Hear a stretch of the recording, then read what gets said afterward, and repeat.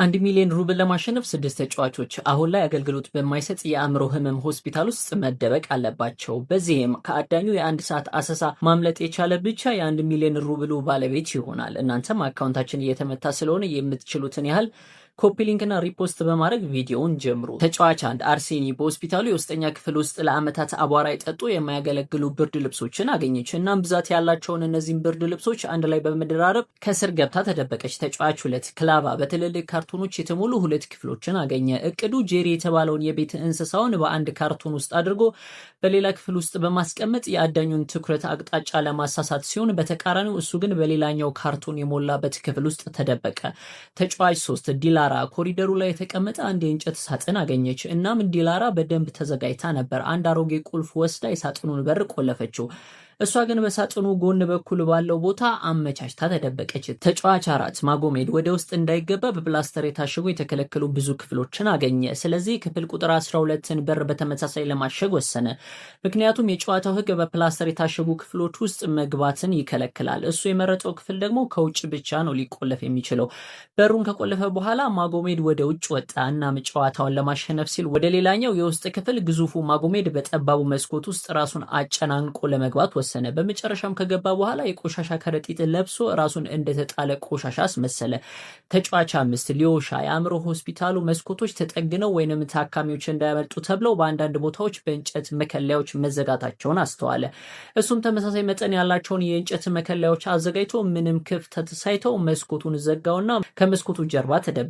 ተጫዋች 6 እስታስ በህንፃው ውስጥ ስፍር ቁጥር የሌላቸው የአየር ማናፈሻ ቱቦችን ተመለከተ እና በቁም ሳጥኑ አናት ላይ ያለውን መግቢያ መረጠ።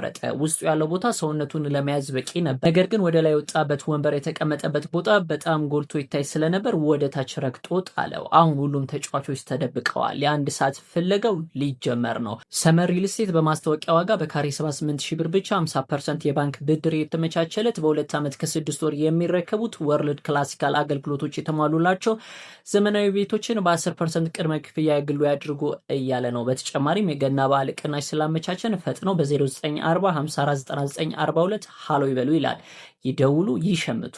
አዳኙ በመጀመሪያ አርሴኒ ወደ ተደበቀችበት ክፍል አመራ። የሆስፒታሉን አልጋ በጥንቃቄ ፈተሸ። ምንም የተለየ ነገር አላገኘም። የቆሸሹት ብርድ ልብሶች ስለቀፈፉት ማንም እዚህ መደበቅ አይፈልግም ብሎ በማሰብ በአንድ በኩል ብቻ ገለጥ አድርጎ አየና ፍለጋውን በፍጥነት ወደ ንጹህ ብርድ ልብሶች አዞረ። ይሁን እንጂ ይህ ሁሉ በአርሴኒ ግምት ውስጥ የነበረ ነው። አዳኙ በቆሸሹ ብርድ ልብሶች ላይ ትኩረት እንደማያደርግ እርግጠኛ ነበረች። አዳኙ ወደ ሌሎች ቦታዎች በመሄድ መፈለግ ጀመረ። በመቀጠል አዳኙ ወደ ኮሪደሩ መጣ። ተከታትለው የታሸጉትን ክፍሎች አስተዋለ። በሆነ ምክንያት እነዚህ ክፍሎች በፕሮግራሙ አዘጋጆች እንዳይገቡ ተከልክለዋል። እናም ለደህንነቱ ሲል ራሱን አደጋ ላይ ጥሎ ለመፈተሽ ፍላጎት አልነበረውም።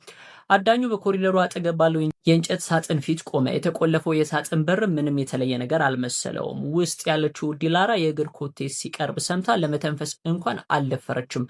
በጥንቃቄ ታዳምጥ ነበር። ነገር ግን በጎን በኩል ያለው ክፍተት የአዳኙን ትኩረት ሳበው። እንደ ድል ሆኖ አዳኙ ምንም አላየም። ዲላራም ለጥቂት አመለጠች። ምንም ያላገኘው አዳኝ ትንሽ የተጨነቀ ይመስላል። ታዲያ ግን ብዙም ሳይቆይ አዳኙ ድምፅ ሰማ። ድምፁም የሰው አይመስልም ነበር። ነገር ግን አዳኙ ሌላ አማራጭ ስላልነበረው ድምፁን ተከትሎ ለመሄድ ወሰነ። ወዲያውም ስታስ ወደ ተደበቀበት የምግብ ክፍል አመራ። ከፍ ያለውን የአየር ማናፈሻ ቱቦ አላየውም። ይልቁንም ዙሪያውን ተመልክቶ ወደ ውስጥ ጉዞውን ቀጠለ። ማጎሜድ ወደ ተደበቀበት ክፍል መጣ። ሙሉ በሙሉ ዘጋው መስኮት ይልቅ የተገለበጠው መታጠቢያ ገንዳ በዚህ ሰዓት የበለጠ አጠራጣሪ ነበር። ነገር ግን ውስጡ ባዶ ነበር። አዳኙ እየተሳደበ ወጣ።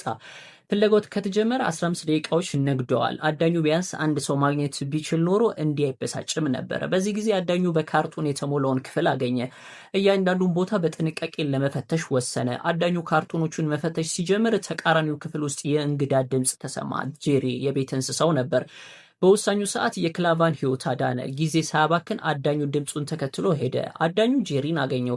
ካርቶኖቹ ወጥመድ እንደሆኑ ስላሰበ ማንም እዚያ ውስጥ ሊደበቅ አይችልም ብሎ አመነ። በዚህ ጊዜ ሁሉንም ክፍሎች ፈትሾ ነበር እና ግን በጣም የከነከነው በኮሪደሩ ውስጥ ያለው ትልቅ የእንጨት ሳጥን ነበር። ስለዚህ አዳኙ በቀጥታ ተመለሰ። ጊዜ ስለመቆለፉ ግድ አልነበረውም። ከፍቶ ሊፈትሸው አሰበ። ሳይታሰብ ሳጥኑ ሳይሳብ በፊት በጎን በኩል ያለው በር ተከፈተ። በሩን ሲከፍተው ዲላራን አገኛት። በዚህም ዲላራ የመጀመሪያዋ ተሰናባች ሆነች። አዳኙ ኮሪደሩን መፈተሹን ቀጠለ። በዚህ ጊዜ ከታሸጉት ክፍሎች መካከል አንዱ የተለየ ቀለም ያለው ፕላስተር መጠቀሙን አስተዋለ። አዳኙ ወደዚያ መጣ። ይሁን እንጂ የክፍሉ በር ከውጭ ተቆልፎ ነበር። ሆኖም አዳኙ በሩን ገንጥሎ ሲፈትሸው ማጎሜድ ተገኘ። በዚህም ተሰናበተ። አሁን በጨዋታው ላይ 4 ተጫዋቾች ቀርተዋል። አዳኙ ፍጥነቱን ጨመረ። 2 ሰዎችን ካገኘ በኋላ ፍለጋውን የበለጠ በጥንቃቄ ቀጠለ። የመጀመሪያውን መንገድ ተከትሎ ወደ ሊዮሻ ቦታ ተመለሰ። በዚህ ጊዜ ሙሉ በሙሉ የታሸገው መስኮት ጥርጣሬ አሳደረበት። ከዚህ በፊት ካያቸው ከፊል ክፍት ወይንም ሙሉ በሙሉ ክፍት መስኮቶች ጋር ሲነጻጸር ሙሉ በሙሉ የታሸገው የወጥ ቤት መስኮት እንግዳ ነበር። በመጨረሻም ከመስኮቱ ጀርባ የነበረው ሊዮሻ ለመሰናበት ተገደደ። አሁን 15 ደቂቃዎች ብቻ ቀርተዋል። አዳኙ በድንገት ስለ ቀድሞ የጄሪ ድምፅ አሰበ። እናም ወደ ካርቱን ክምሩ ተመልሶ እንደገና በጥንቃቄ መፈተሽ ጀመረ። በእርግጥም ክላቫ እዚያው ተደብቆ አገኘው። አሁን ጨዋታው ሊጠናቀቅ ከ1 ደቂቃ ያነሰ ጊዜ ብቻ ቀርቶታል። በክፍሉ ውስጥ ያሉትን የአየር ማናፈሻ ቱቦዎች በጭንቀት መፈተሽ ጀመረ። ከስር ያሉትን ጠረጴዛዎችና ቁም ሳጥኖች ተጠቅሞ ወደ ላይ ወጣ። አዳኙ ልክ ሊያገኘው ሲል የፕሮግራሙ አዘጋጆች ሰዓቱ ማለቁን አበሰሩ። አዳኙ ተጨማሪ 2 ሰከንዶች ቢኖሩት ኖሮ እስታስን ያገኘው ነበር። በመጨረሻም አርሴኒና እስታስ የ1 ሚሊዮን ሩብሎ አሸናፊ ሆኑ።